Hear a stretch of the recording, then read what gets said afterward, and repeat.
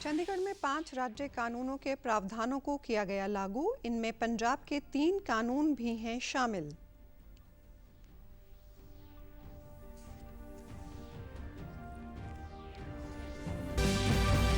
हरियाणा के मुख्यमंत्री ने आज विभिन्न जन कल्याणकारी योजनाओं के तहत करोड़ों रुपए की सहायता राशि की जारी। किसानों के लिए व्हाट्सएप आधारित जे फॉर्म सेवा की भी हुई शुरुआत। और चंडीगढ़ के प्रशासक गुलाबचंद कटारिया ने CTU की 40 नई अंतर्राज्यीय बसों को हरी झंडी दिखाकर किया रवाना। कहा, पिछले 60 वर्षों में CTU एक मजबूत सेवा प्रदाता के रूप में हुआ है विकसित।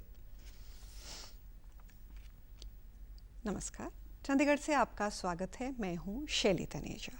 अब समाचार विस्तार से।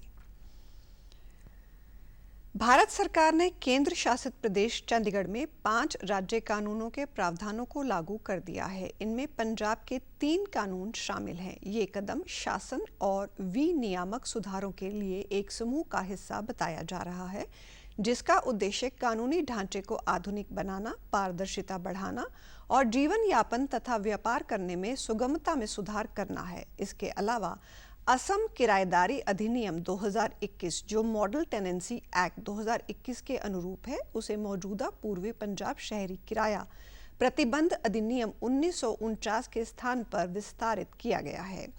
इसके बारे में चंडीगढ़ के सेक्रेटरी राजेश प्रसाद ने प्रेस वार्ता करके जानकारी दी। उन्होंने बताया कि पंजाब आबादी देह अधिनियम 2021 में आबादी वाले क्षेत्रों में स्वामित्व अधिकारों के सर्वेक्षण और रिकॉर्डिंग के लिए एक आधुनिक कानूनी ढांचा प्रदान करता है, जो ऐतिहासिक रूप से औपचारिक भूमि रिकॉर्ड से बाहर रहे हैं।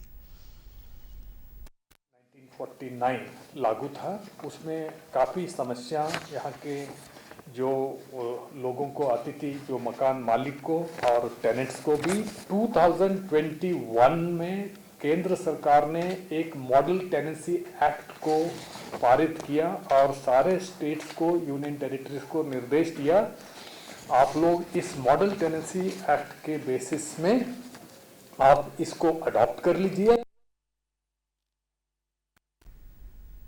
हरियाणा के मुख्यमंत्री नायब सिंह सैनी ने आज चंडीगढ़ में एक प्रेस कॉन्फ्रेंस कर अहम जानकारी दी। उन्होंने बताया कि सरकार ने अनुसूचित जाति के विद्यार्थियों के छात्रवृत्ति वितरण के तहत 64,923 विद्यार्थियों को 100 करोड़ 45 लाख रुपए आवंटित किए हैं। इसके अलावा दीनदयाल लाडो लक्ष्मी योजना की 7वीं किश्त जारी की गई है। इसके तहत 9.6 लाख लाभार्थियों को 205 करोड़ की लाभ राशि का वितरण किया गया है।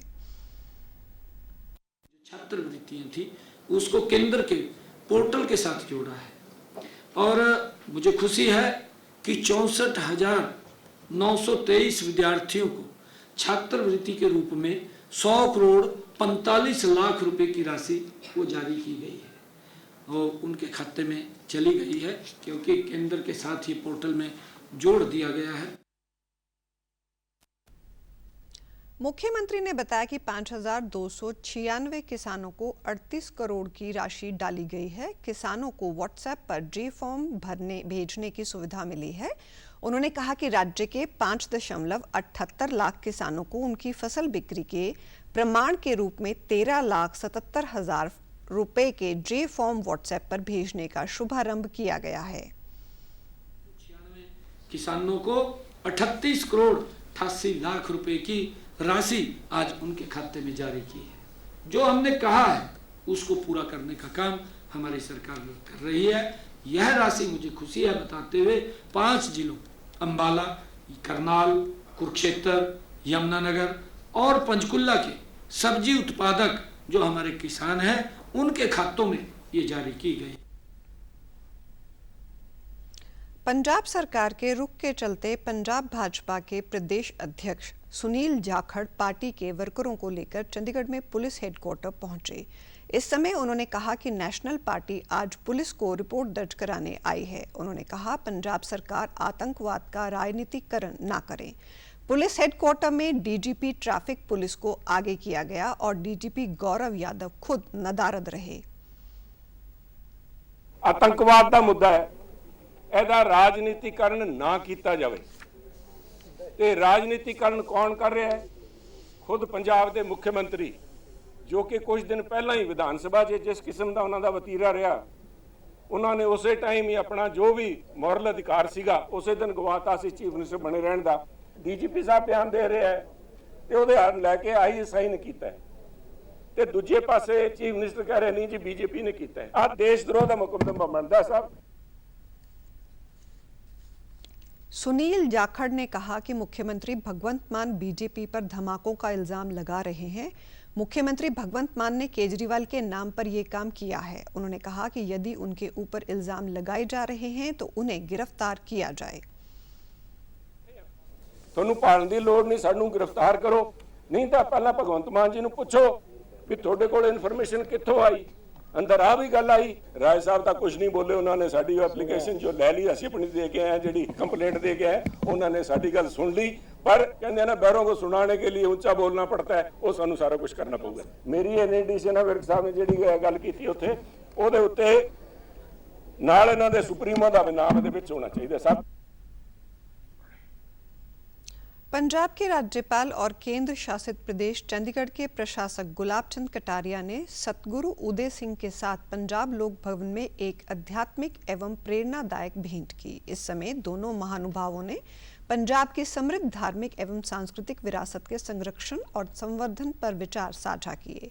इस मुलाकात के दौरान आध्यात्मिकता, सद्भाव, सादगी और निस्वार्थ सेवा जैसे उन मूल्यों पर विशेष बल दिया गया जो पंजाब की गौरवशाली परंपराओं का अभिन्न हिस्सा रहे हैं। बैठक के दौरान सतगुरु उदय सिंह जी ने राज्यपाल एवं लेडी गवर्नर अनीता कटारिया को सम्मानित किया। ये अवसर आपसी सम्मान, सौहार्द और आध्यात्मिक ऊर्जा से परिपूर्ण रहा। पंजाब के राज्यपाल और चंडीगढ़ के प्रशासक गुलाब चंद कटारिया ने चंडीगढ़ ट्रांसपोर्ट अंडरटेकिंग की 40 नई अंतर्राज्यीय बसों को हरी झंडी दिखाकर रवाना किया। इस समय करवाए गए कार्यक्रम में राज्यपाल गुलाब चंद कटारिया मुख्य अतिथि के रूप में उपस्थित रहे। बताया जा रहा है ये बस सेवा क्षेत्र की सार्वजनिक परिवहन व्यवस्था को सुदृढ़ एवं आधुनिक बनाने की दिशा में एक महत्वपूर्ण उपलब्धि है। समागम में आए हुए लोगों को संबोधित करते हुए प्रशासक ने सार्वजनिक परिवहन की उल्लेखनीय यात्रा का जिक्र किया। उन्होंने कहा कि पिछले 60 वर्षों में सीटीयू एक मजबूत और विश्वसनीय सार्वजनिक सेवा प्रदाता के रूप में विकसित हुआ है। इलेक्ट्रिक की बसें हो जाए जिसके कारण से प्रदूषण का भी एक जो संकट है उसको थोड़ा ठीक किया जा सके। और सिस्टम आजकल ऐसे बना है जिसमें हमको हमारी गाड़ी कहाँ चल रही, किस स्थिति में, वो यहाँ के कंट्रोल रूम से भी हम वॉच कर सकते हैं।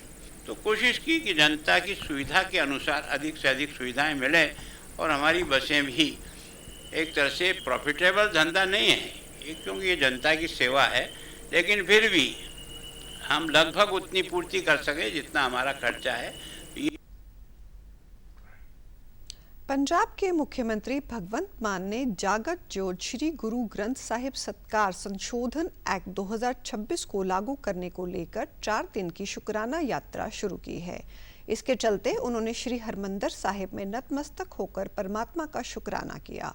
मुख्यमंत्री ने इस कानून को बेअदबी करने की कोशिश करने वालों के लिए सख्त सजा सुनिश्चित करने तथा श्री गुरु ग्रंथ साहिब जी की मान मर्यादा की रक्षा के लिए ऐतिहासिक कदम बताया। श्री हरमंदिर साहिब में नतमस्तक होने के बाद मीडिया को संबोधित करते हुए मुख्यमंत्री ने कहा कि बेअदबी के खिलाफ सख्त कानून बनाने की सेवा सौंपने के लिए उनका दिल परमात्मा के प्रति शुक्राने से भरा हुआ है।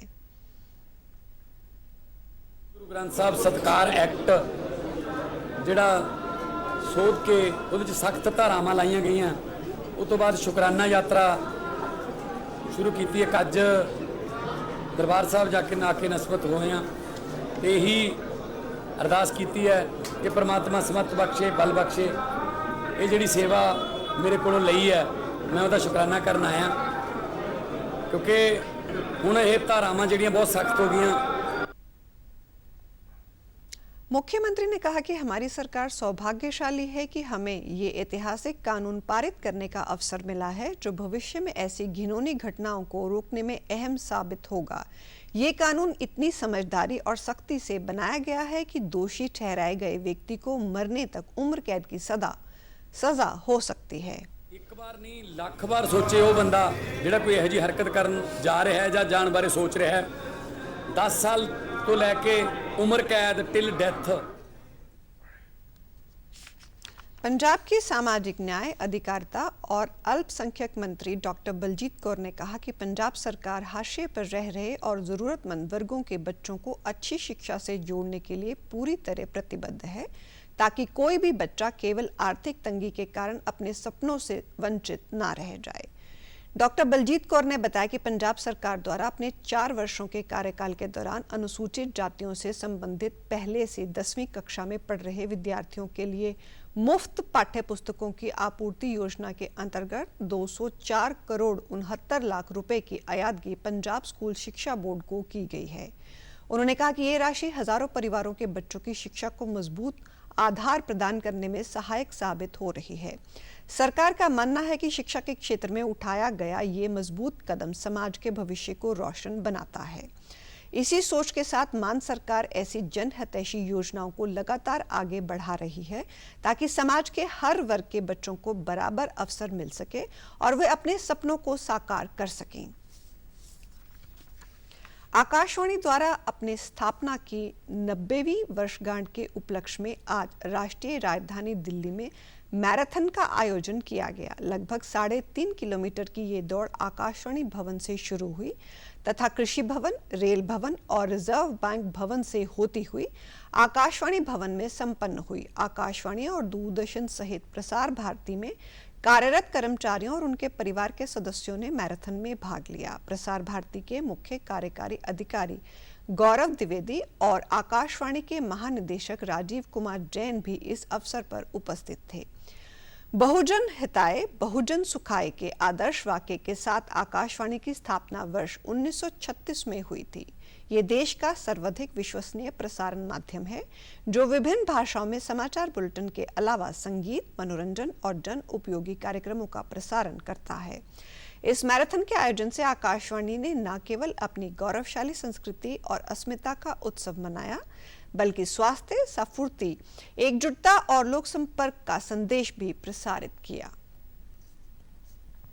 पंजाब के कैबिनेट मंत्री वरिंदर कुमार गोयल ने राजस्थान फीडर नहर की चल रही रिलाइनिंग परियोजना का जायजा लिया और अधिकारियों को निर्देश दिए कि कार्य निर्धारित समय के भीतर पूरा किया जाए। उन्होंने बताया कि ये नहर पंजाब के कई गांव और शहर के नजदीक से गुजरती है और लगभग 60 वर्ष पुरानी होने के कारण इसकी लाइनिंग काफी जर्जर हो चुकी थी। पिछले समय के दौरान राजस्थान फीडर नहर और सरहिंद फीडर के कॉमन बैंक टूटने के कारण आसपास के क्षेत्रों में नुकसान का खतरा बना रहता था। इसी नुकसान को रोकने के उद्देश्य से ये कार्य करवाया जा रहा है। उन्होंने बताया कि सरहिंद फीडर नहर के पुनर्निर्माण का कार्य 800 करोड़ रुपए की लागत से पहले ही पूरा किया जा चुका है और अब राजस्थान फीडर नहर की रीलाइनिंग पूरी होने के बाद दोनों नहरों के साथ लगते गांवों और शहरों को संभावित जान माल के नुकसान से बचाया जा सकेगा तथा खेतों को अधिक नहरी पानी उपलब्ध होगा।